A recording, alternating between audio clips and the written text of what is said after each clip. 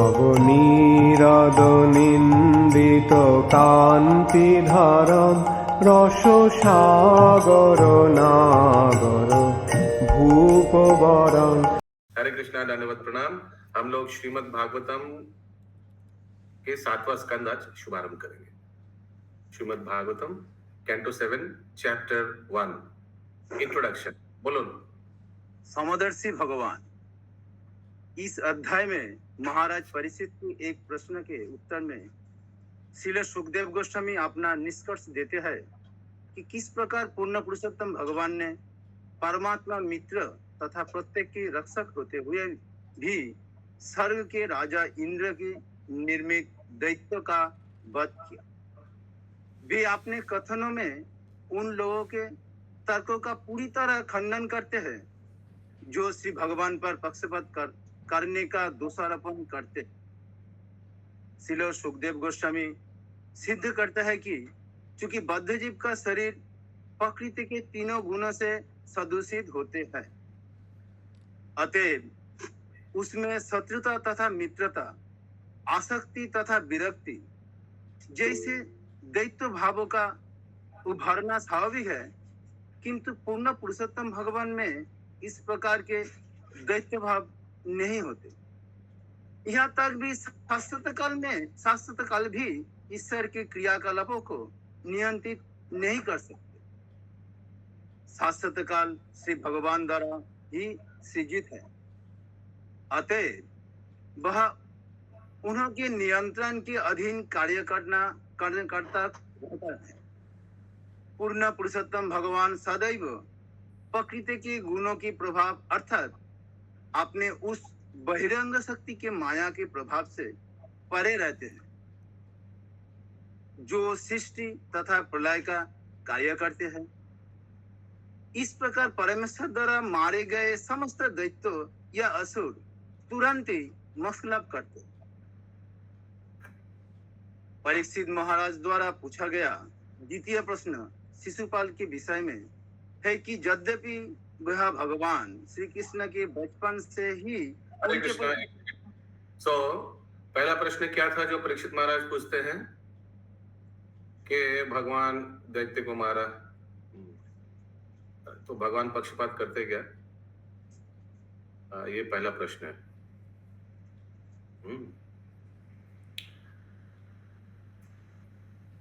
और दूसरा प्रश्न अभी क्या है, फिर से बोलिए, पैराग्राफ स्टार्ट करिए फिर से। प्रभु जी पहला प्रश्न क्या था, सुन नहीं पाए हम। भगवान पक्षपात करते हैं क्या? भगवान तो नहीं करते हैं। हाँ, भगवान तो सबका मित्र है, तो फिर भक्त लोग को रक्षा करते हैं, दैत्य को मारते हैं। भगवान अवतार लेते हैं, दैत्य को मार देते हैं, तो इस तरह से तो भगवान पक्षपात कर रहे हैं। तो ये जो शत्रुता, मित्रता और आसक्ति और विरक्ति, ये सब तो भगवान के परे है, भगवान में ये सब पाया नहीं जाता है। तो एक फिर क्या है, भगवान दैत्य को मारा, भगवान के पक्षपात करते, तो ये उत्तर आएगा अभी इस चैप्टर में। और दूसरा प्रश्न क्या है? परीक्षित महाराज द्वारा पूछा गया द्वितीय प्रश्न शिशुपाल के विषय में ही कि यद्यपि वह भगवान श्री कृष्ण के बचपन से ही उनके प्रति शत्रुभाव रखता था तथा उनकी निंदा किया करता था, फिर भी जब भगवान श्री कृष्ण ने उसका वध किया तो वह उनमें लीन होकर मोक्ष पा गया। श्रील सुखदेव गोस्वामी बताते हैं कि भक्तों को चरणों पर अपराध करने के कारण वैकुंठ में श्री भगवान के दो द्वार पर जिनके नाम जय तथा विजय थे, सत्ययुग में हिरण्यकशिपु तथा हिरण्याक्ष बने। फिर अगले युग त्रेता युग में वे वही रावण तथा कुंभकर्ण बने और द्वापर युग के अंत में शिशुपाल तथा दंतवक्र। अपने सकाम कर्मों के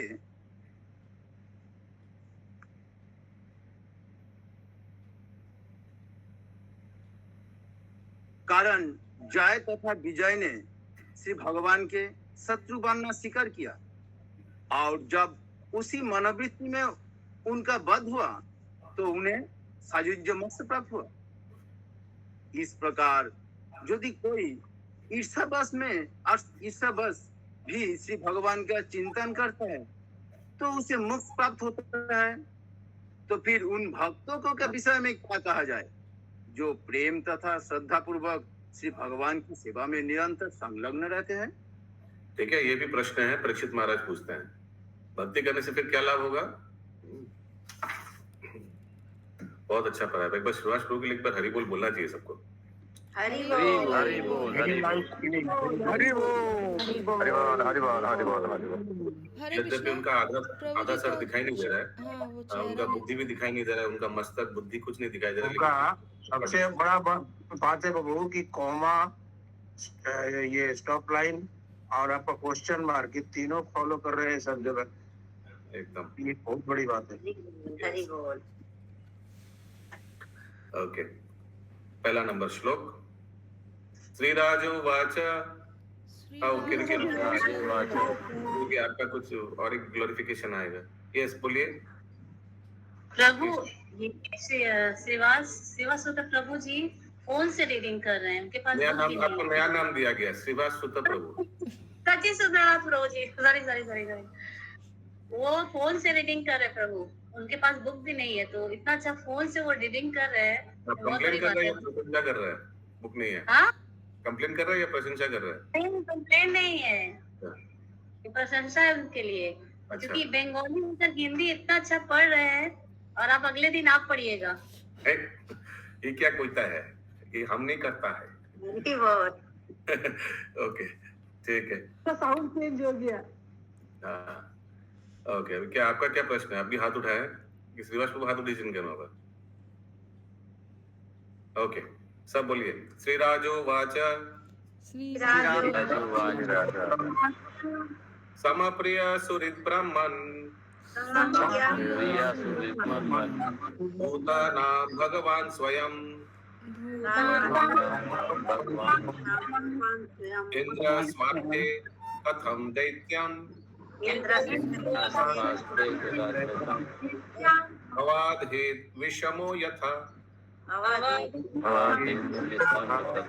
यस, माता जी अनुवाद करिए। राजा परीक्षित ने पूछा, साउंड हे अच्छा ब्राह्मण, कहीं फाइन वाइन चल रहा है क्या? साउंड क्लैरिटी नहीं है।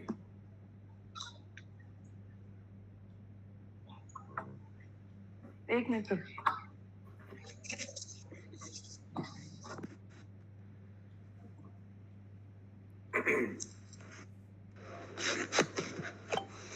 राजा परीक्षित ने पूछा, हे ब्राह्मण, अब सही आ रही है प्रभु जी? हे ब्राह्मण, पूर्ण पुरुषोत्तम भगवान श्री विष्णु सबके शुभ चिंतक होने के कारण प्रत्येक को समान रूप से अत्यधिक प्रिय हैं।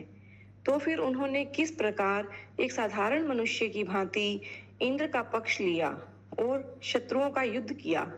सबके प्रति संभाव रखने वाला व्यक्ति कैसे कुछ लोगों की तरह किसी के प्रति पक्षपात करेगा और अन्य व्यक्तियों के प्रति शत्रु भाव रखेगा?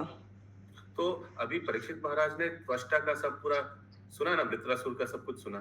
तो इंद्र को भगवान पक्षपात किया ना, इंद्र को बोला ना जाओ दधी जी के जाओ पास, उनसे हड्डी मांगो। पूरा रास्ता तो भगवान ने दिखाया ना इंद्र को अपना गद्दी वापस लेने के लिए। तो ये तो पक्षपात ही हुआ ना। तो ऐसा क्यों कर रहे हैं? भगवान तो सबका सुहृद है। यही क्वेश्चन है, तात्पर्य। श्रीमद् भगवत गीता 9.29 में श्री भगवान कहते हैं, सम्मोहम सर्वभूतेषु न मद्वेष्यति न प्रिय।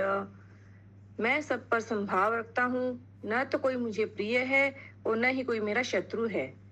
पिछले स्कंध में यह देखा गया है कि श्री भगवान ने इंद्र हेतु असुरों का वध करके उसका पक्षपात किया। हत पुत्रादिति शक्रपाणिन ग्राहीण विष्णुना। अतएव श्री भगवान स्पष्ट रूप से इंद्र के पक्षधर थे। यद्यपि वे उनके हृदय में स्थित परमात्मा है। जिस प्रकार सबको आत्मा अत्यंत प्रिय है, उसी प्रकार सबको परमात्मा भी प्रिय है। अतएव परमात्मा से कोई त्रुटि नहीं हो सकती। रूप तथा स्थिति का विचार किए बिना श्री भगवान सभी जीवों के प्रति सदैव दयालु रहते हैं। फिर भी उन्होंने एक सामान्य मित्र की भांति इंद्र का पक्ष लिया। यही परीक्षित महाराज की जिज्ञासा का विषय था। कृष्ण भक्त के रूप में वे यह भली भांति जानते थे कि भगवान श्री कृष्ण किसी का पक्षपात नहीं कर सकते, किंतु जब उन्होंने देखा कि भगवान श्री कृष्ण ने दैत्यों के साथ शत्रु की भांति आचरण किया तो उन्हें कुछ संदेह होने लगा। अतएव उन्होंने स्पष्ट उत्तर जानने हेतु श्री सुखदेव गोस्वामी से यह प्रश्न पूछा। भक्त यह कभी स्वीकार नहीं करेगा कि भगवान श्री विष्णु में भौतिक गुण होते हैं। महाराज परीक्षित भली भांति जानते थे कि भगवान श्री विष्णु दिव्य होने के कारण उनको भौतिक गुणों से कुछ लेना देना नहीं है, किंतु अपने इस विचार की पुष्टि करने हेतु वे प्रामाणिक ज्ञानी श्री सुखदेव गोस्वामी से सुनना चाहते थे। हरे कृष्ण। तो ये जो पक्षपात, ये भी तो एक भौतिक गुण ही है ना। अगर देखा जाए तो हम लोग में भी पक्षपात हो गए है ना, तो ये भगवान में क्यों होगा? हम लोग अपना सोचिए, फॉर एग्जाम्पल हम लोग अपना पुत्र को फेवर करेंगे।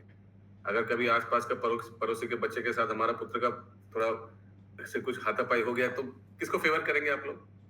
अपने बच्चे को फेवर करेंगे। लेकिन भगवान, सब बच्चे तो भगवान का ही है, भगवान तो सबके पिता है, तो करेगा नहीं। तो इसीलिए ये पक्षपात करना ये एक्चुअली एक मटेरियल क्वालिटी है, भौतिक गुण है, तो भगवान में नहीं है ये सब। आगे श्री विश्वनाथ चक्रवर्ती कहते हैं, समस्य कथम वैष्म्यम, चूंकि श्री भगवान सबके प्रति समदर्शी हैं, अतएव वे किसी का पक्ष क्यों लेंगे। प्रियस्य कथम असुरेषु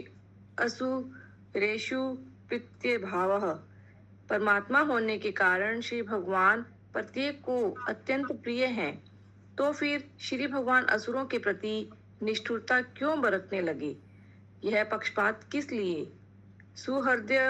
सुहृदयश्च कथम तेषु सौहार्द्यम, चूंकि श्री भगवान कहते हैं कि वे सुहृदयम सर्वभूतानाम अर्थात समस्त जीवों के शुभचिंतक हैं, तो फिर वे दैत्यों का वध करके पक्षपात क्यों करते हैं।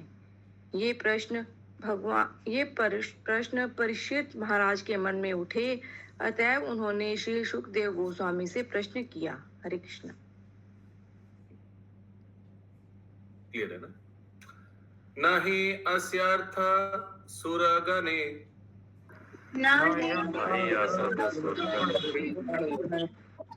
साक्षात् निःश्रेयसात्मना नैव शूरेभ्यो विद्वेषो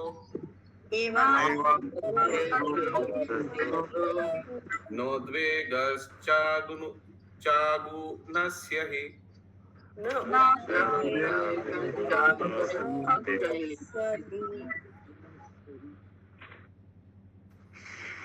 भगवान श्री विष्णु साक्षात पूर्ण पुरुषोत्तम भगवान तथा समस्त आनंद के स्त्रोत्र हैं, अतएव उन्होंने देवताओं का पक्ष लेने से क्या लाभ मिलेगा। इस प्रकार उनका कौन सा स्वार्थ सिद्ध होगा। जब श्री भगवान दिव्य हैं, तो फिर उन्हें असुरों से भय कैसा और उनसे ईर्ष्या कैसी। यूजुअली क्या, अगर कोई असुर है तो वो तो भगवान का बहिरंगा शक्ति उसका टेक केयर करेगा ना, ऐसे ही तो होता है ना। यूजुअली भगवान क्यों दखल अंदाजी करेगा उसमें। यूजुअली तो देखा जाता है, जैसे संसार में अगर कोई असुर है तो क्या करेगा, माया देवी उसको अटका के रखेगा, पिता क्लेश देगा। लेकिन यहाँ तो डायरेक्ट भगवान का इंटरफियरेंस हो रहा है। हिरण्यकशिपु को भगवान ने मारा, हिरण्यनाश को भगवान ने मारा, तो डायरेक्ट इंटरफियरेंस हो रहा है। व्हाई इज दिस, ये प्रश्न है। तात्पर्य, हमें आध्यात्मिक तथा भौतिक के अंतर को सदैव स्मरण रखना चाहिए। जो भौतिक है वह भौतिक गुणों द्वारा संदूषित रहता है, किंतु जो आध्यात्मिक है या दिव्य है उसे ये गुण छू नहीं पाते। श्री कृष्ण चाहे भौतिक जगत में रहें या आध्यात्मिक जगत में, वे रहते हैं परम ही। जब हमें श्री कृष्ण से पक्षपात दिखता है तो यह दृष्टि उनकी बहिरंगी शक्तियों के कारण होती है, अन्यथा उनके शत्रु उनके द्वारा वध किए जाने पर किस प्रकार मोक्ष प्राप्त करते हैं। प्रत्येक व्यक्ति जो पूर्ण पुरुषोत्तम भगवान से आदान प्रदान करता है वह धीरे धीरे श्री भगवान के गुण अर्जित कर लेता है। जो आध्यात्मिक चेतना में जितनी अधिक प्रगति कर लेता है वह भौतिक गुणों के द्वंद्व से उतना ही कम प्रभावित होता है। अतएव परमेश्वर निश्चित रूप से इन गुणों से मुक्त होते हैं। उनकी शत्रुता तथा मित्रता भौतिक शक्ति द्वारा प्रस्तुत किए गए बाह्य गुण हैं। श्री भगवान तो नित्य दिव्य हैं। वे परम निरपेक्ष हैं, चाहे वे मारे या वर दें। ईर्ष्या तथा मैत्री भाव का उदय उसी में होता है जो अपूर्ण है। हम अपने शत्रुओं से भयभीत रहते हैं क्योंकि इस भौतिक जगत में हमें सदैव सहायता की आवश्यकता बनी रहती है, किंतु श्री भगवान को किसी की भी आवश्यकता सहायता नहीं चाहिए क्योंकि वे आत्मा राम है। श्रीमद् भगवत गीता 9.26 में श्री भगवान कहते हैं, पत्रम पुष्पम फलम तोयम यो मे भक्त्या प्रयच्छति तदहम भक्तु प्रियहंतम अश्नामि प्रयात्मना। यदि कोई भक्त मुझे भक्ति पूर्वक एक पत्ता, एक फूल, फल या जल प्रदान करता है तो उसे मैं स्वीकार करता हूँ। श्री भगवान ऐसा कहते हैं। क्या वे भक्त की भेंट पर आश्रित हैं? वास्तव में वे आश्रित नहीं हैं, किंतु वे अपने भक्त पर आश्रित रहना पसंद करते हैं। यह उनकी कृपा है। इसी प्रकार वे आसुरों से भयभीत नहीं होते। अतः पूर्ण पुरुषोत्तम भगवान द्वारा पक्षपात करने का कोई प्रश्न ही नहीं उठता। हरे कृष्णा।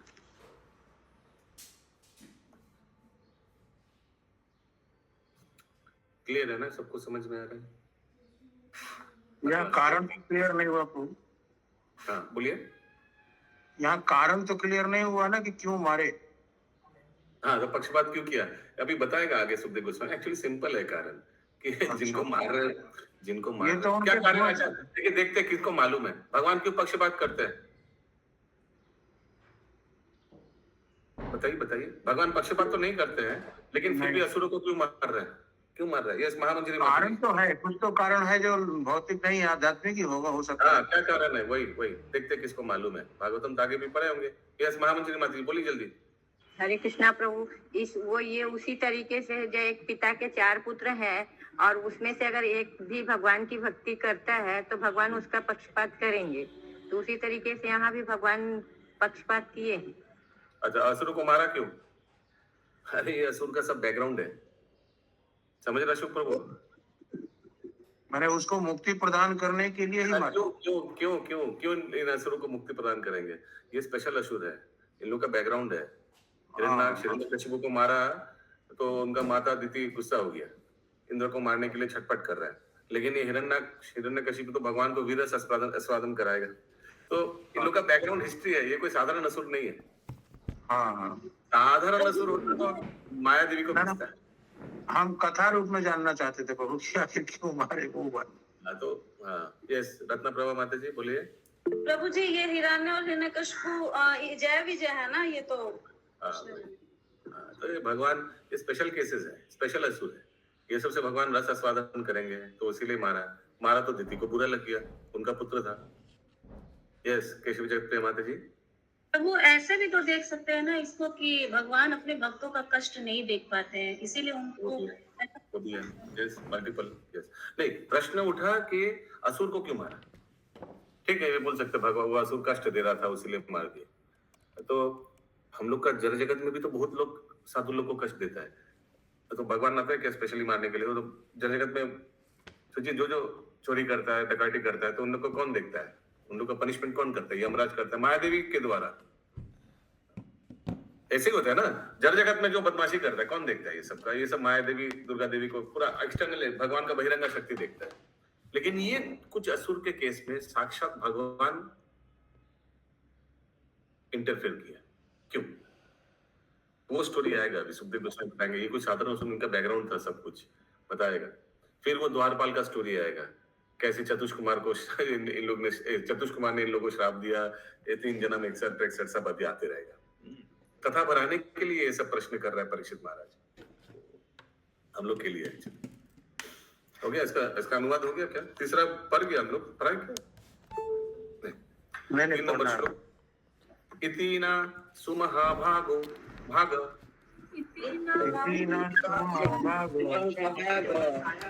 नारायण गुणान प्रति संशया सुमहान जातस तद्भावं चित्तुम अर्हति।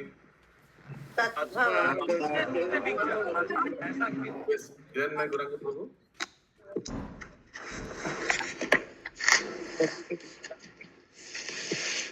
बोलिए प्रभु, कुछ बोलना है आपको? नहीं,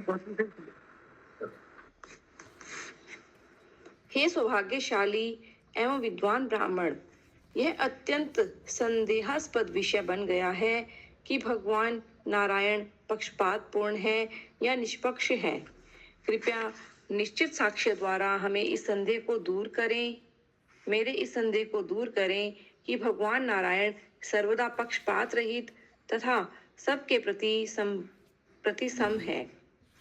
तात्पर्य: चूंकि भगवान नारायण परम पूर्ण है, अतएव उनके दिव्य गुणों का वर्णन एक सा है। इस प्रकार उनके द्वारा किए गए दंड तथा वरदान दोनों का एक सा महत्व है। मूलतः उनके स्लोली पढ़िए। तो ये समझ में आया? पहला 2 लाइन फिर से पढ़िए, पहला 2 लाइन बहुत इंपॉर्टेंट है, सब ध्यान से सुनिए। चूंकि भगवान नारायण परम पूर्ण है, अतएव उनके दिव्य गुणों का वर्णन एक सा है। इस प्रकार उनके द्वारा किए गए दंड दिव्य गुणों का वर्णन एक सा है। उनके लिए शत्रुता मित्रता कुछ नहीं फर्क पड़ता, सुख दुख गर्म उष्ण और ठंडा ऐसे कुछ नहीं, एक सा एब्सोल्यूट है। ये समझ में आया? ये बहुत इंपॉर्टेंट चीज है। कोई कुछ बोल भी नहीं रहा है, आगे पढ़िए। माने जो गुण है, चाहे दोस्त हो, चाहे दुश्मन हो, चाहे गरीब हो, चाहे अमीर हो, सबके लिए बराबर। हाँ, एक सा है। आगे। इस प्रकार उनके द्वारा किए गए दंड तथा वरदान दोनों का एक सा महत्व है। एक सा महत्व हमने दोनों कृपा करेगा। अगर किसी को थप्पड़ भी मारा उसमें भी कृपा है, अगर किसी को गिफ्ट भी दिया उसमें भी कृपा है। एक सा है। हम लोग का केस में नहीं है ऐसे। आगे। मूलतः उनके शत्रुतापूर्ण कार्य उनके तथाकथित शत्रुओं के प्रति शत्रुता का प्रदर्शन नहीं होते, किंतु भौतिक जगत में मनुष्य सोचते हैं कि भगवान कृष्ण भक्तों के प्रति अनुकूल हैं और अभक्तों के प्रति प्रतिकूल हैं। हाँ, तो यही है उत्तर। प्रभुपाद जी आगे से बता दे रहे हैं कि अगर शत्रु को मारा भी, हिरण्याक्ष और हिरण्यकश्यप को मारा भी, उसमें भी एक्चुअली उन लोग के ऊपर कृपा किया। क्यों?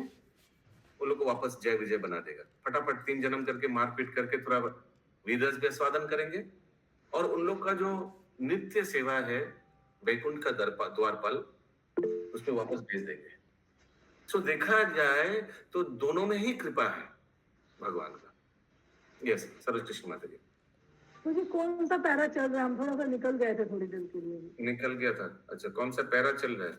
ये हम लोग 7वें अध्याय के पहला 7वां स्कंद के पहला अध्याय के 3रा श्लोक का तात्पर्य में है।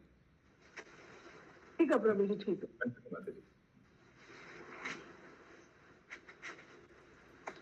पढ़े प्रभु। जब श्रीमद् भगवत गीता में भगवान श्री कृष्ण अंतिम रूप में सर्वधर्मान परित्यज्य मामेकम शरणम व्रज का उपदेश देते हैं, तो यह केवल अर्जुन हेतु ही नहीं है, अपितु इस ब्रह्मांड के प्रत्येक जीव के लिए है। हरे कृष्ण। तो इस तरह से भगवान सबके ऊपर कृपा करता है। चौथा 5वां एक साथ है। अभी ये प्रश्न सुनकर परीक्षित महाराज की क्यों पक्षपात करते हैं, अभी सुखदेव गोस्वामी जी उत्तर दे रहा है। श्री ऋषि उवाच साधु पृष्ठम महाराजा हरेश्चरितम अद्भुतम यद् भागवत महात्म्यम भगवद भक्तिवर्धनम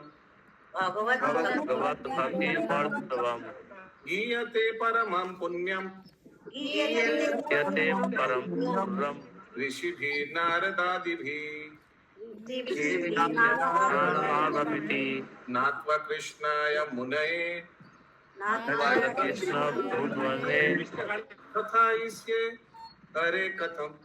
हस्ते रहे कथम।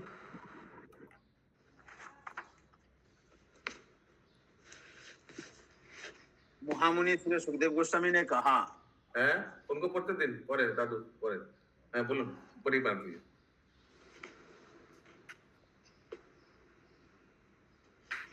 क्या उनका क्या हुआ अभी मिताली माता जी? हाँ जी प्रभु जी। आप पढ़िए। महामुनि श्री सुखदेव गोस्वामी ने कहा, हे राजन, आपने मुझसे अतीव श्रेष्ठ प्रश्न किया है। श्री भगवान के कार्यकलापों से संबंधित कथाएं, जिनमें उनके भक्तों के यशों का भी वर्णन रहता है, भक्तों को अत्यंत भाने वाली है। ऐसी अद्भुत कथाएं सदैव भौतिकवादी जीवन शैली के कष्टों का निवारण करने वाली होती हैं। अतएव श्री नारद मुनि जैसे महामुनि श्रीमद् भागवतम के विषय में सदैव उपदेश देते रहते हैं, क्योंकि इससे मनुष्य को श्री भगवान के अद्भुत क्रियाकलापों के श्रवण तथा कीर्तन की सुविधा प्राप्त होती है। अब मैं श्री व्यासदेव को सादर प्रणाम करके भगवान श्री हरि के क्रियाकलापों से संबंधित कथाओं का वर्णन प्रारंभ करता हूँ। तात्पर्य। एक सेकंड। तो पहले तो प्रशंसा कर रहे हैं कि बहुत अच्छा प्रश्न पूछे हैं और इस प्रश्न से लोगों का दुख कष्ट सब चला जाएगा, क्योंकि भगवान का ख्याति भगवान का गुण कीर्तन होगा ऐसा प्रश्न से। आपने ऐसा अच्छा प्रश्न पूछा।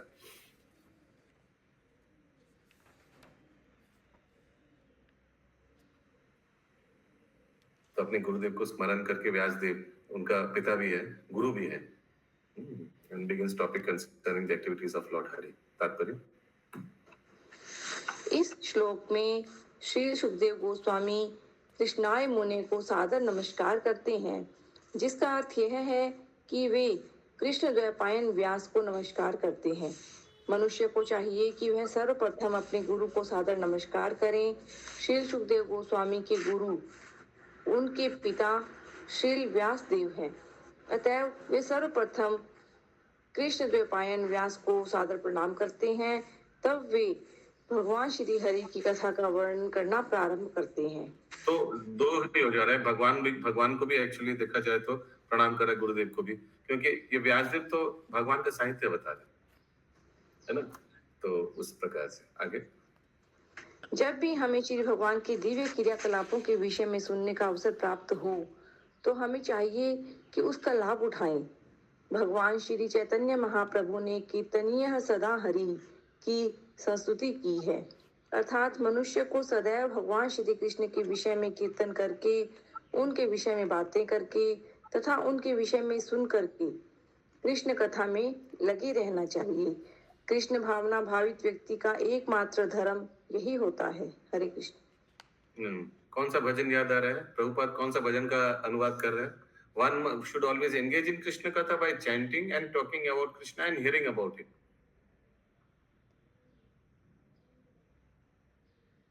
Vajo Gaurango, Kaho Gaurango, Loho Gaurangir Naam.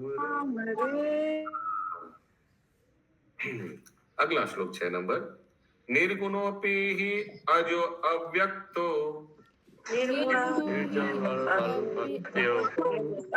भगवान प्रकृते परा स्वमाया गुणमाविश्य बध्य बाध कतां गत।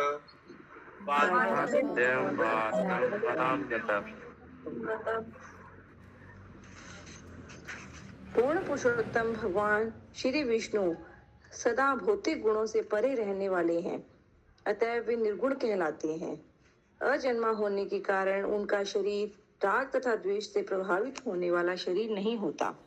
यद्यपि श्री भगवान सदैव भौतिक अस्तित्व से श्रेष्ठ हैं, किंतु अपनी आध्यात्मिक शक्ति से वे प्रकट हुए हैं और बद्ध जीव की भांति कर्तव्यों तथा दायित्वों को बाह्य रूप से स्वीकार करके उन्होंने सामान्य मनुष्य की भांति कार्य किया।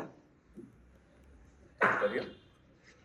तथाकथित आसक्ति, विरक्ति तथा दायित्व भौतिक प्रकृति से संबंधित है, जो पूर्ण पुरुषोत्तम भगवान से उद्भूत है। किंतु जब श्री भगवान इस भौतिक जगत में अवतरित होकर कर्म करते हैं तो वे अपने आध्यात्मिक पद पर स्थित रहकर ऐसा करते हैं। यद्यपि भौतिक दृष्टि से उनके कार्यकलाप भिन्न प्रतीत होते हैं, किंतु वे परम तथा अभिन्न होते हैं।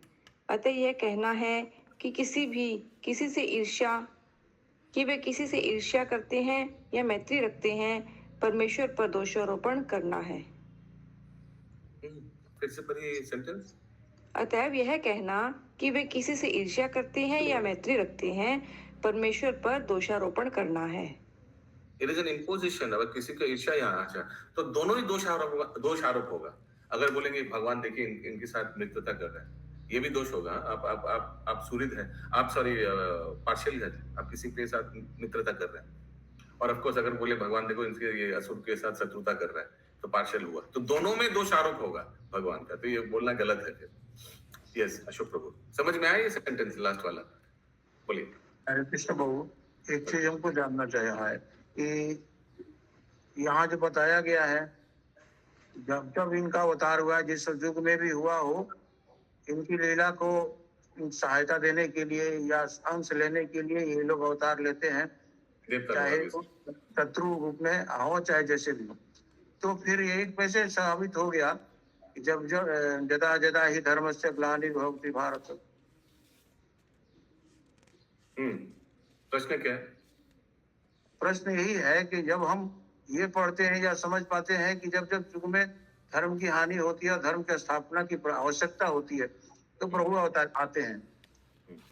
तो यहाँ फिर आता है कि प्रभु जब आते हैं तो उनके पार्षद हो या सहयोगी या उनके जैसे रूप में हो, ये सहायक आते हैं, उनके शत्रु रूप में भी आते हैं। जय विजय रावण कुंभकर्ण ये इत्यादि। ऐसा क्यों? ऐसा क्यों माने अपने आदमी को क्यों लाते हैं, ये प्रश्न है क्या? हाँ। अपना ड्रामा पार्टी को क्यों लाते हैं? नहीं तो ड्रामा बिगड़ जाएगा ना। सब अपना अपना सोचिए। अच्छा समझ गया प्रश्न। तो मैं तो ये राधे श्याम प्रभु का उदाहरण देता हूँ। सोचिए अगर किसी को, सोचिए हम लोग रूपानुकास का ड्रामा कर रहे हैं और ड्रामा में एक्टिंग में किसी को शराबी का रोल करना है, ठीक है? तो बताइए सचमुच एक शराबी को लेंगे या कोई साधारण व्यक्ति को लेंगे जो शराबी का एक्टिंग करेगा? क्या करेंगे बोलिए आप? मैंने शराबी नहीं लेंगे अपने। अच्छा से प्रश्न आता है शराबी क्यों नहीं लेंगे? वो तो अच्छा एक्टिंग करेगा ना, वो तो ओरिजिनल एक्टिंग करेगा, नेचुरल एक्टिंग करेगा। क्यों नहीं लेंगे उनको?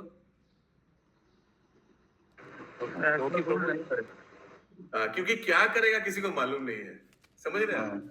इसीलिए जो लोग ड्रामा करते हैं उन लोग को पहले प्रैक्टिस कराकर अपने लोगों को भेजते हैं ना हम लोग ड्रामा में, आया ना? तो ऐसे भगवान भी अपना लीला करना है, क्या लीला करना है सब मालूम है भगवान को।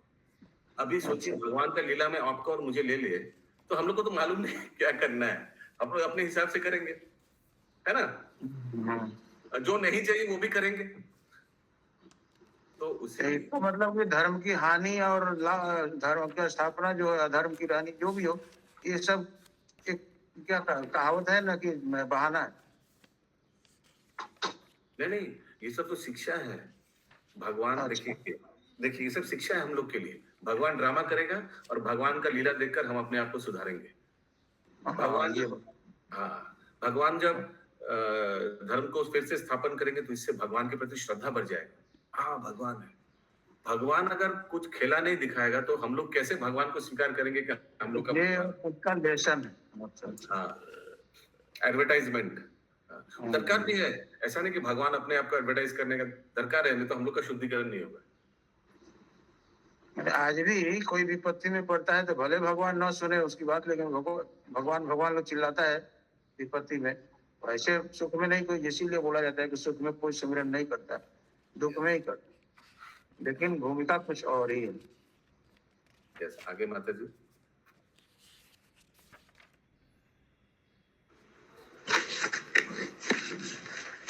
श्रीमद् भगवत गीता 9.11 में श्री भगवान स्पष्ट करते हैं कि अवजानन्ति मां मूढ़ा मानुषीं तनुम् आश्रिता, जब मैं मनुष्य रूप में अवतरित होता हूँ तो अल्पज्ञ जन मेरा उपहास करते हैं। इस धरा पर या इस ब्रह्मांड के भीतर भगवान श्री कृष्ण अपने आध्यात्मिक शरीर या आध्यात्मिक गुणों में किसी परिवर्तन के बिना प्रकट होते हैं। निसंदेह वे कभी भी भौतिक गुणों से प्रभावित नहीं होते। वे ऐसे गुणों से सदा मुक्त रहते हैं, किंतु प्रतीत होता है कि वे भौतिक गुणों से प्रभावित हैं। यह समझ आरोपित है। अतएव श्री कृष्ण कहते हैं, जन्म कर्म च मे दिव्यम। वे जो भी करते हैं सदैव दिव्य होने के कारण उसे भौतिक गुणों से कुछ लेना देना नहीं रहता। एवं यो वेति तत्वतः, वे जिस प्रकार के कार्य करते हैं उसे केवल भक्तगण ही समझ सकते हैं। तथ्य तो यह है कि भगवान श्री कृष्ण किसी का पक्षपात नहीं करते। वे सबके लिए संभाव रखते हैं, लेकिन भौतिक गुणों से प्रभावित अपूर्ण दृष्टि के कारण लोग भगवान श्री कृष्ण पर भौतिक गुणों का आरोप लगाते हैं, और जब कोई ऐसा करता है तो वह मूढ़ या अल्पज्ञ बन जाता है। जब कोई ठीक तरह से इस सत्य को जान लेता है तो वह भौतिक गुणों से मुक्त होकर निर्गुण बन जाता है। हरे कृष्ण। तो क्योंकि भगवान का कुछ कुछ लीला इतना इतना परस्पर विरोधी है, इतना कंट्रोवर्शियल है, लोग एक्सेप्ट ही नहीं करता है। तो उसके लिए क्या होता है, एक तो भगवान का आदेशों का पालन करने का पड़ेगा, भगवान का भक्त बनना पड़ेगा, फिर उस लीला को श्रवण कीजिए। मैं एक कॉमन उदाहरण दे रहा हूँ। उस दिन हम एक ऑफिस में गए थे, वहाँ वही चर्चा उठा कि भगवान ने क्यों सीता मैया को त्यागा। लास्ट में हम लोग वही पढ़ा ना रामायण में भी। हाँ, तो फिर वो बोलने लगा व्यक्ति के भगवान भी बहुत दोष करते हैं, भगवान भी दोष करते हैं। एकदम ऐसे, एकदम जो प्रभुपाद जी सिखा रहे हैं एकदम सेम यही हमने देखा। वो सब ऑफिस के लोग बोलने लगे। मेरे ऑफिस में गए थे, एक मित्र का बोला, हाँ ये भगवान बहुत दोष करते हैं, भगवान का भी भगवत्ता चला जाता है। क्या बोल रहे हैं इन लोग। हम सोचा चुप बैठे, फिर चुप बैठ ही नहीं पाया। फिर मैं उनको बोलने लगा, धर्मात्म साक्षात भगवत प्रणीतम, भगवान जो करते हैं वही धर्म है। भगवान जो भी कार्य करता है हम लोग अपने अपूर्ण बुद्धि के लिए समझ नहीं पाते हैं, लेकिन एवरीथिंग हैज, आपको पढ़ना पड़ेगा पूरा आगे से लास्ट तक, फिर समझ में आएगा कि भगवान ने क्यों उस चीज को किया था।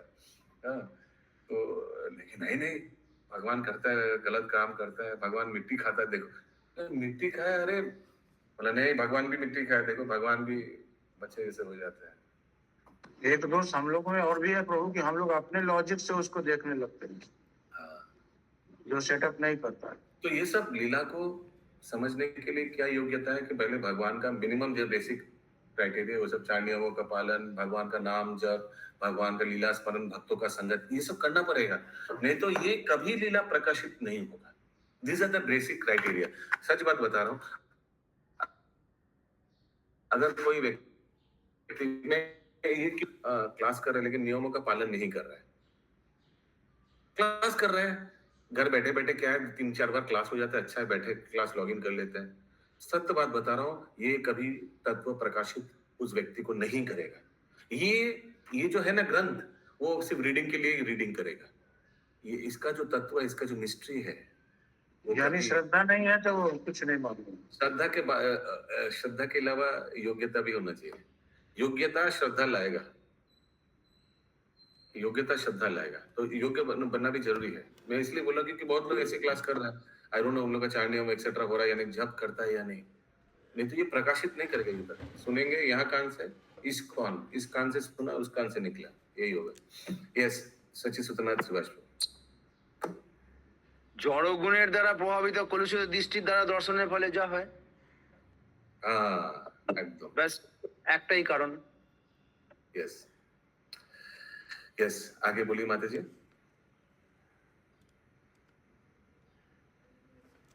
कहाँ गए?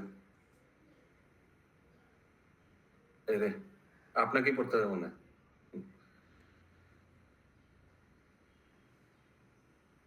इन्हें पढ़ते हैं चलना काके बोली तो यस पढ़िए कोई रत्न प्रभा माता जी। हाँ जी, हम पढ़े। जो हो गया, बोलिए बोलिए बोलिए रत्न प्रभा माता जी। हाँ जी प्रभु जी, कौन से पैराग्राफ से पढ़ना है प्रभु? वही सरोज कृष्ण माता जी, अभी समझाना टाइम नहीं है। कृष्णा निर्गुण बन जाता। मात्र कृष्ण के कार्यकलापों को समझकर कोई दिव्य बन सकता है। साउंड और अच्छा हो जो ही- सकता है, साउंड क्वालिटी हाँ, बढ़ाइए। यस, मिताली माता जी क्या हुआ? हाँ प्रभु जी, फाइन बन। हाँ परे मिताली माता जी। ठीक है प्रभु, बन सकता है। और जो ही वह दिव्य बन जाता है तो वह दिव्य जगत में जाने के योग्य बन जाता है। त्यक्त्वा देह पुनर्जन्म नेति मामेति सो अर्जुन। जो भगवान के कार्यकलापों को ठीक से समझता है वह शरीर त्यागने के बाद दिव्य जगत वैकुंठ को चला जाता है। हरि बोल। Simply by understanding the activities of Krishna, one can become transcendental. तो भगवान की ये सब परस्पर विरोधी जो भी लीला है, ये सब समझकर ही व्यक्ति जा सकता है। इतना मने सिंपल है यार, और आनंद में जीवन भी जाएगा। भगवान की ये सब लीला बार बार श्रवण करेंगे, बहुत आनंद मिलेगा। पूरा सुसुखम कर्तुम अव्ययम, व्यक्ति का पूरा जर्नी, पूरा यात्रा एकदम सुखम हो जाएगा और जाएगा भी, चले भी जाएगा डेस्टिनेशन बहुत अच्छा से। यही कृपा है। आई डोंट नो, फिर इतना कुछ होने के बावजूद लोग क्यों शरणागत नहीं होते, इस्कॉन क्यों नहीं ज्वाइन करते, भगवान कृष्ण का लीला स्मरण क्लास वास क्यों नहीं करते? इतना सुसुखम है, सुनने में कितना अच्छा लगता है। अगला श्लोक 7 नंबर। सत्वम रजस्तमा इति प्रकृतेर्नात्मनो गुणे पुनः न तेषां युगपद् राजन्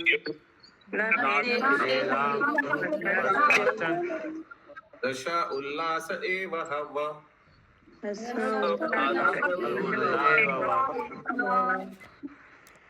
अनुवाद।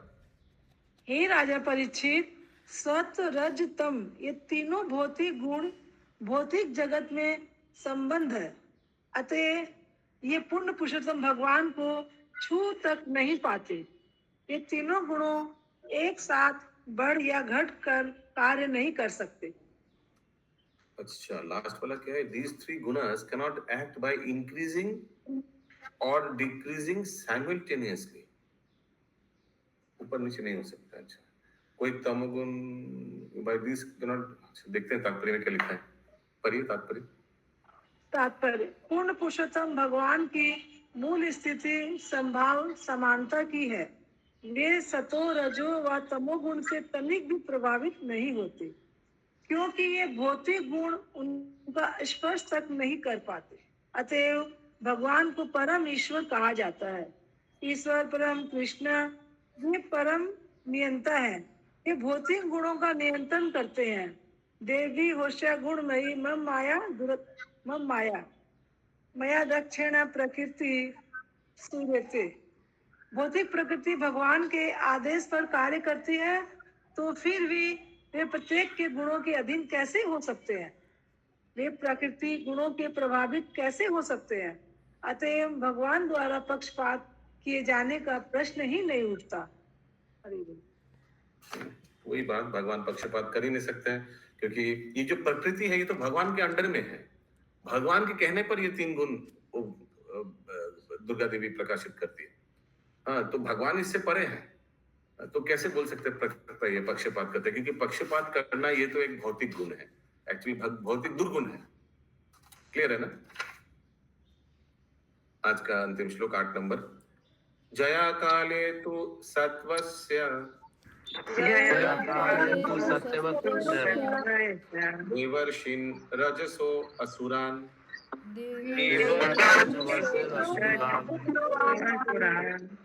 तमसो यक्ष रक्षांसि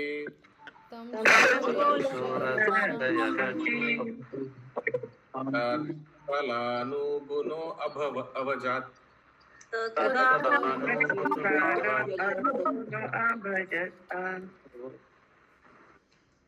जब सत्वगुण का प्राधान्य होता है तो ऋषि तथा देवता उस गुण के बल पर समुन्नत करते हैं, जिससे वे परमेश्वर द्वारा प्रोत्साहित एवं प्रेरित किए जाते हैं।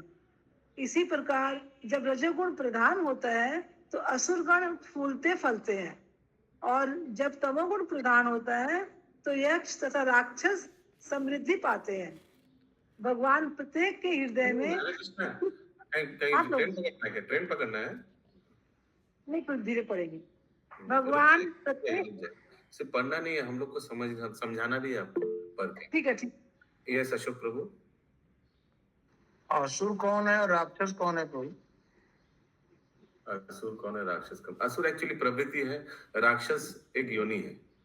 मोहन को कल ही ये बताया शनिवार का क्लास में। कल नहीं। रजोगुण में असुर की फलते फूलते हैं और तमोगुण में यक्ष तथा राक्षस फलते हैं।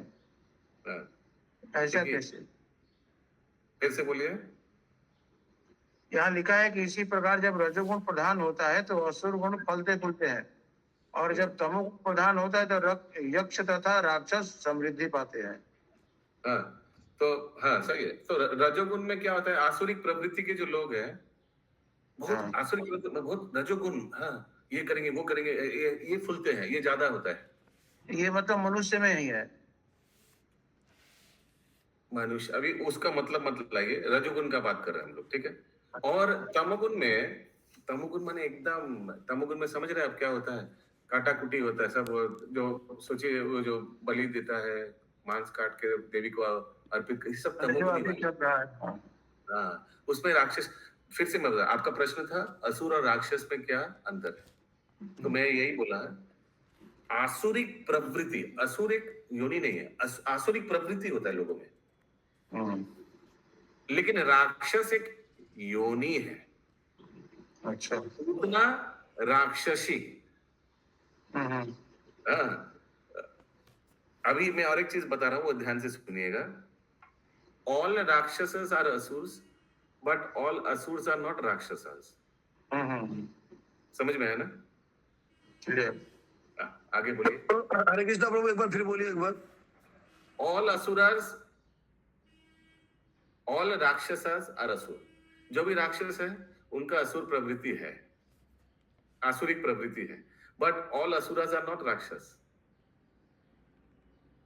प्रभु ये कैसे? और दिमाग मत लगाइए, बस ऐसे हो गया, ठीक है। आगे बोलिए, ज्यादा दिमाग लगेगा दिमाग कम हो जाएगा। भगवान प्रत्येक के हृदय में स्थित रहकर सतोगुण, रजोगुण तथा तमोगुण के फलों को पुष्ट करते हैं। आगे बढ़े। देखिए, तो देखिए, भगवान भी सबके हृदय में लेकर, कोई रजोगुनी करना चाहते हैं, ओके करो। कोई तमुगुनी, हमको मांस खाना है, ये काटना है, काटाकुटी, हाँ करो। भगवान सबको अनुमंता। याद है वो श्लोक परमात्मा का? परमात्मा का क्या कर्तव्य है?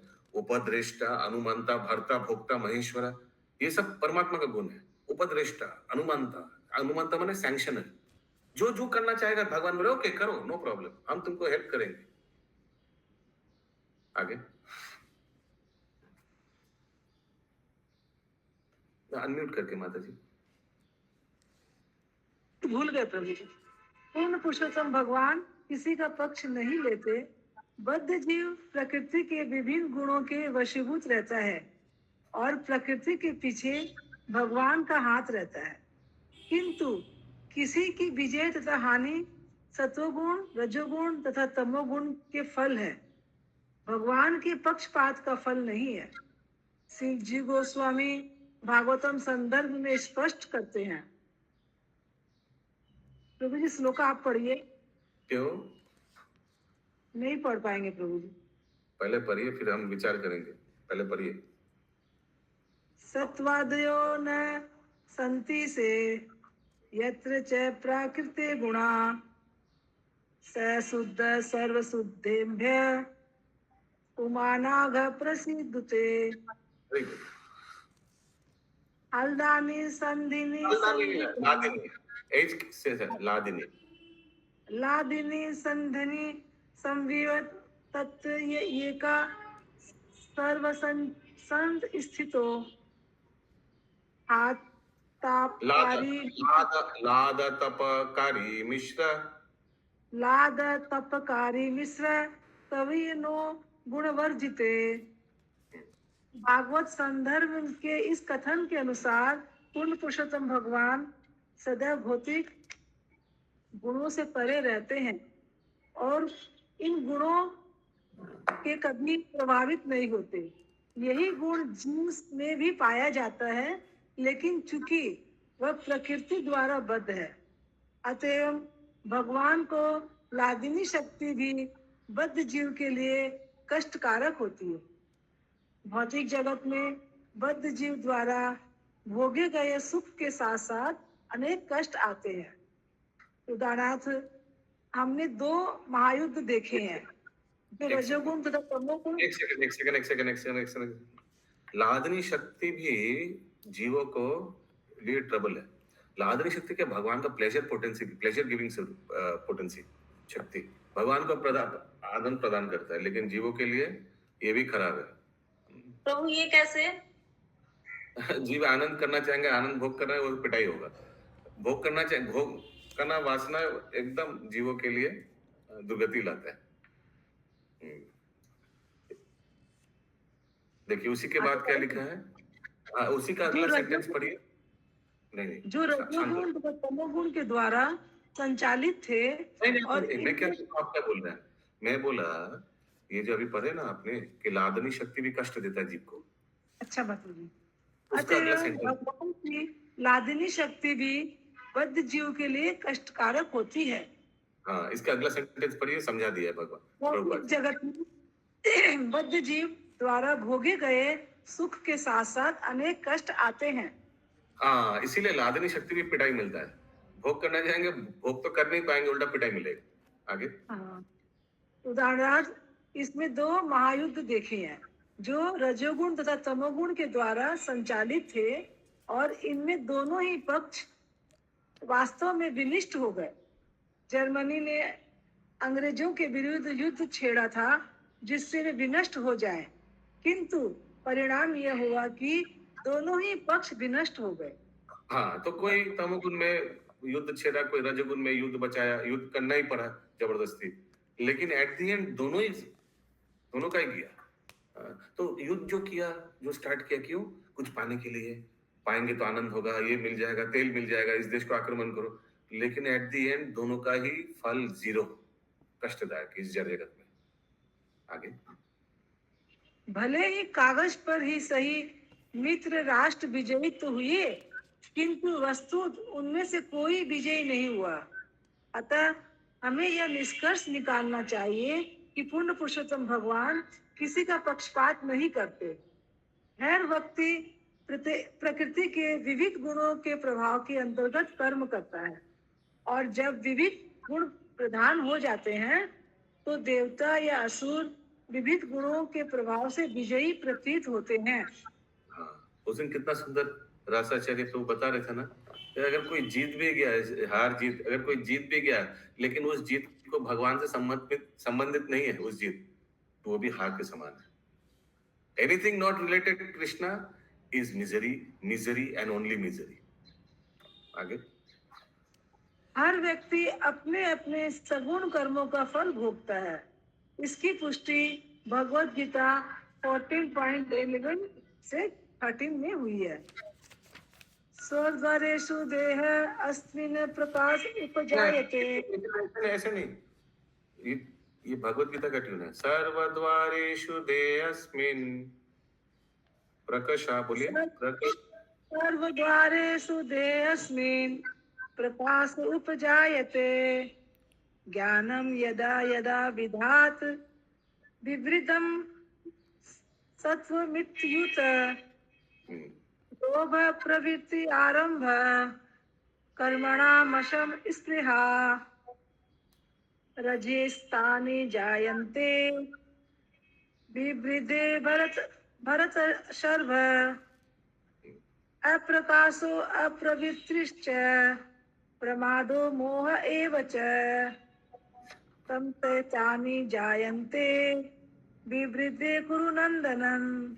Very nice. सतोगुण के प्राकटों का अनुभव तब होता है जब शरीर के सभी द्वार ज्ञान द्वारा आलोकित हो जाते हैं। हे भरत श्रेष्ठ, जब रजोगुण में वृद्धि होती है तो अत्यधिक आसक्ति, अदम्य इच्छा, लालसा तथा अति उद्यम के लक्षण उत्पन्न होते हैं। तो सतोगुण के लक्षण क्या है? जब शरीर का जो द्वार है पूरा ज्ञान से, ज्ञान माने भगवत ज्ञान, सतोगुणी माने पॉजिटिव ज्ञान से एकदम आलोकित हो जाता है, तो व्यक्ति सतोगुण में है। ये क्या क्या द्वार है? कान से अच्छा भगवत जो भी ज्ञान मिला, क्या ज्ञान कैसे मिल सकता है? ये 5 जो इंद्रिय इसी से मिल सकता है ना, चक्षु, कर्ण, नासिका, जिह्वा तक। इसी से हम लोग ज्ञान अनुभूति कर सकते हैं ना। तो जब ज्ञान से पूरा एकदम व्यक्ति भर जाता है तो वो सतुगुण एक्सपीरियंस कर सकता है। When knowledge is coming in, you can feel सतुगुणी। ओके, रजोगुणी क्या होता है, क्या लक्षण, फिर से बोलिए।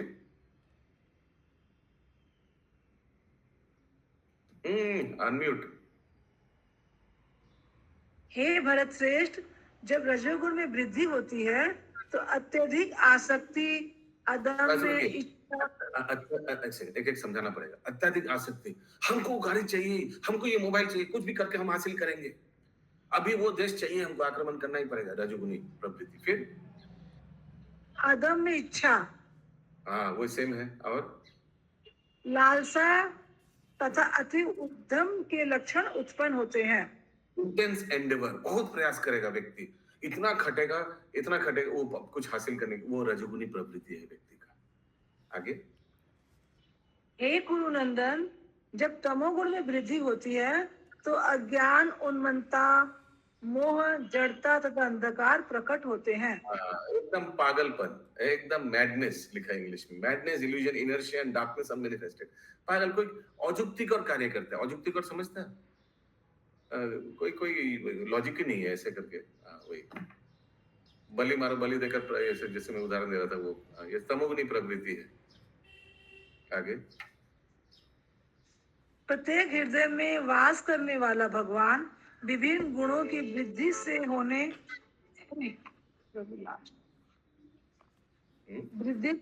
वालों फलों को ही देते हैं।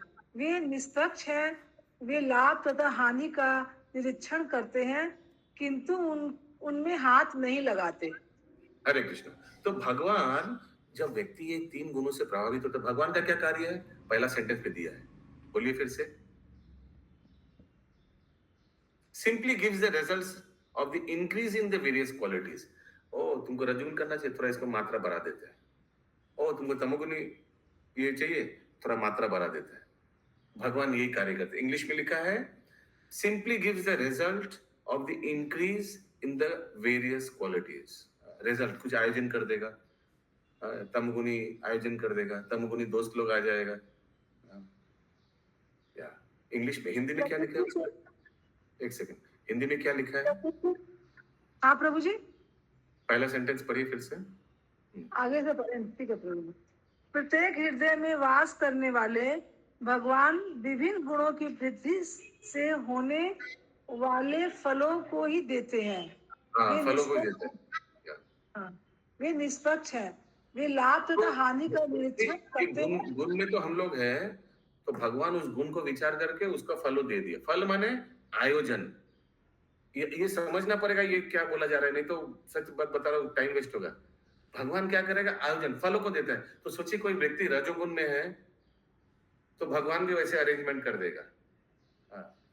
फॉर एग्जाम्पल, कोई रजोगुण में है, कोई कुछ हासिल करना चाहता है, तो वैसे ही रजोगुण में उनका क्या बोले अभी क्या उदाहरण दे, कोई कुछ बहुत पैसा कमाने का लिए बहुत उद्दंड है, तो वैसे ही परिवार वाले आ जाएगा जो बहुत प्रेशर देगा, टाका टाका टाका लो, टाका दो टाका दो टाका दो, वैसी परिस्थिति कर देगा, बहुत प्रेशर में रहेगा व्यक्ति पैसा कमाने के लिए। हाँ, विषय हो गया। कोई कुछ एक देखते मर्सिडीज बेंज देख ले, हाँ ये हमको खरीदना ही पड़ेगा, जैसे भी हो ये मोबाइल हमको चाहिए, उसके लिए वो परिश्रम करेगा। वो परिस्थिति ठाकुर जी आयोजन कर देगा पूरा माया देवी के द्वारा। ये सब भगवान हस्तक्षेप डायरेक्ट नहीं करते हैं, इसके लिए भगवान का बहिरंगा शक्ति है। आप लोग ने वो फोटो देखे होंगे वो भगवत गीता में कि तीन लेडी है, वो रस्सी हाथ में है, कैसे नचा रहा है। आगे, प्रकृति के गुण एक साथ कार्यशील नहीं होते। इन गुणों का अन्योन क्रियाएं ऋतु परिवर्तनों की भांति है। कभी रजोगुण में वृद्धि होती है। तो ये क्यों लिखा है कि एक साथ कार्य नहीं होता है? यानी आप कभी बोल नहीं सकते हैं कि राजकुमार कृष्णदास ये रजोगुणी व्यक्ति है, ये राजकुमार कृष्णदास ये तमगुणी व्यक्ति है, ऐसा नहीं बोल सकते हैं। ये अलग अलग समय अलग अलग, हाँ, तो अलग अलग समय अलग अलग व्यवहार प्रदर्शन करेगा। यू कैन नॉट स्टैंप नहीं लगा सकते किसी को, ये ऐसा है। अलग अलग समय अलग अलग परिस्थिति में अलग अलग इसका रिजल्ट आएगा। लेकिन एक ही परिस्थिति में मैं फिर से बोल रहा हूँ, ध्यान से सुनिए। एक ही परिस्थिति में ये हम लोग जो 42 लोग बैठे हुए हैं ना अभी, सबका अलग अलग गुण का प्रदर्शन हो सकता है। कोई उस परिस्थिति को रजोगुणी स्वभाव से पेश आ सकता है, कोई तमोगुणी और कोई सतोगुणी। परिस्थिति एक है सबके लिए, लेकिन हम लोग का उसका रिस्पॉन्स अलग अलग गुण से हो सकता है। समझ में आया आशा करता हूँ। आगे लास्ट कभी पैरा, रजोगुण में लास्ट पैरा वो कहाँ दादू पुरुन आप लोग भी पढ़े? लास्ट पैरा उनको पढ़ने दीजिए। ठीक है प्रभु, हरे कृष्णा। কোথায় বাঙালি বাবু?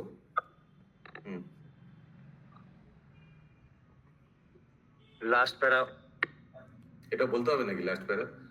পড়ে ফেলুন। प्रकृति के गुण, प्रकृति के गुण एक साथ। মাথায় পড়তে বলুন না, ওটা বার করতে হবে। নো, বুঝতে পেরেছি, প্র্যাকটিস করে এসেছিল সব। না না না, ওটা ওই মোবাইলটা আমি রেখে দিয়েছি। এটা ও আচ্ছা, এটা অন্য। यस पढ़िए सरोज माता जी। प्रकृति के गुण एक साथ कार्यशील नहीं होते। इन गुणों की अन्योन क्रियाएं ऋतु परिवर्तनों की भांति हैं। कभी रजोगुण में वृद्धि होती है तो कभी तमोगुण में और कभी कभी सतोगुण में। सामान्य रूप से देवताओं में सत्वगुण पाया जाता है। अतएव जब असुर तथा देवता युद्ध करते हैं तो देवताओं की विजय होती है, क्योंकि उनमें सत्व गुण का प्राधान्य रहता है, किंतु ये भगवान का पक्षपात नहीं है। हरे कृष्णा। धृतराष्ट्र श्रीमद् भागवतम की जय जय जय।